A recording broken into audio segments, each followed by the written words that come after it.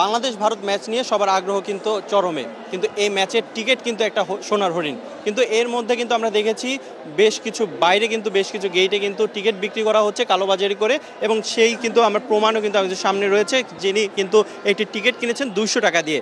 আচ্ছা, আমরা একটু জানতে চাবো বাংলাদেশের টিকিটটা কি আসলে বাইরে এখন পাওয়া যাচ্ছে কিনা? আপনার হাতে টিকিট, এই টিকিটটা কোথায় পেয়েছেন? আমার তিনজন বড় ভাই এই যে বাংলাদেশের জার্সি পিনতে আসলো, আমার একজনে কইছে 1000 টিকিট চাও তোমরা দিব।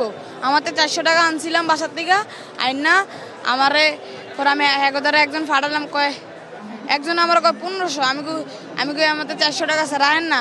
পরে আমার আরেকজনে কয় উই যে 1000 যাও তোমার টিকিট দিতারে 400 টাকা দিয়ে। পরে এনে গেলাম, আমি কই ভাই আমার থেকে টাকা আছে 400 টাকা, আমার এটা 400 টাকা রাখেন না।